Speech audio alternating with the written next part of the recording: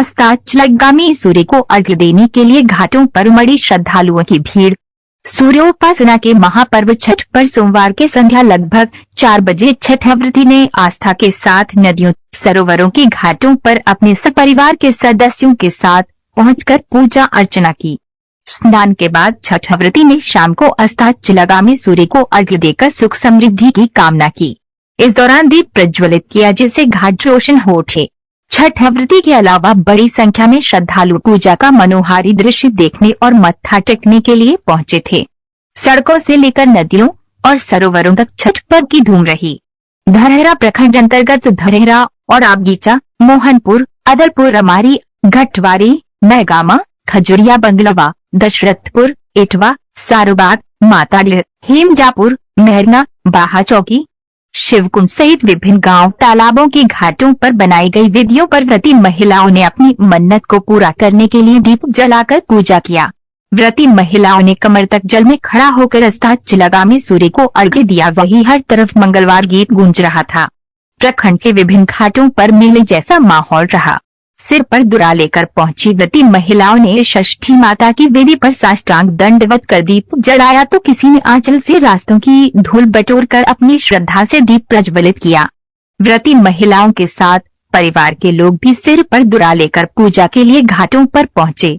ढोलक की धुन पर मंगलवार गीत गाते हुए महिलाओं की टोली घाटों की तरफ बढ़ रही थी। शाम 3 बजे से ही घाटों पर श्रद्धालुओं की भीड़ जुटनी शुरू हो गई थी। सभी ने विधि विधान से छठ माता की पूजा अर्चना की। हर व्रती महिलाओं ने सिंदूर का लंबा टीका लगाकर पूजन किया। गंगा, तालाब, नदी में खड़ी होकर महिलाओं ने भगवान भास्कर को अर्घ्य दिया। अर्घ्य देने के बाद घाट से घर वापस लौटी। छठ माता की पूजा के लिए सुबह से घरों में तैयारी चल रही थी। दूराफल और पूजा सामग्री सजाने के साथ सामानों को जुटाने में महिलाएं जुटी रहीं। मंगलवार को सुबह उगते सूर्य को अर्घ्य देने के साथ व्रत का समापन होगा। इस दौरान धरहेरा थानाध्यक्ष चंदन कुमार सिंह के नेतृत्व में सुरक्षा व्यवस्था में सादे वेश में महिला सिपाही एवं अन्य पुलिस कर्मियों को तैनात किया गया था। छठ पूजा से दैविक और भौतिक तापों से मुक्ति मिलती है। सूर्य पूजा से सौभाग्यवती महिलाओं को मिलने वाली शक्ति को सुरक्षा चक्र कहा जा सकता है। पंडित बताते हैं कि महिलाएं जो स्वर्णाभूषण पहनती हैं उसमें अग्नि तत्व का वास होता है।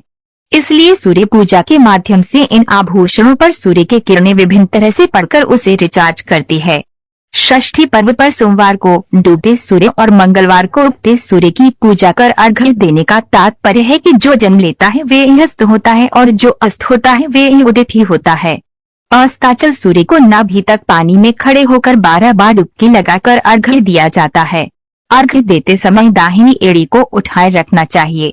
सप्तमी को व्रत उद्यापन के पूर्व अर्घ्य देकर यदि संभव हो तो घर के 8 दिशाओं में तांबे के सूर्य को स्थापित कर देना चाहिए। यदि तांबे के सूर्य न स्थापित कर सके तो लाल चंदन से सूर्य का चित्र बनाकर प्रतिदिन प्रणाम करना चाहिए। इससे सुख समृद्धि आती है।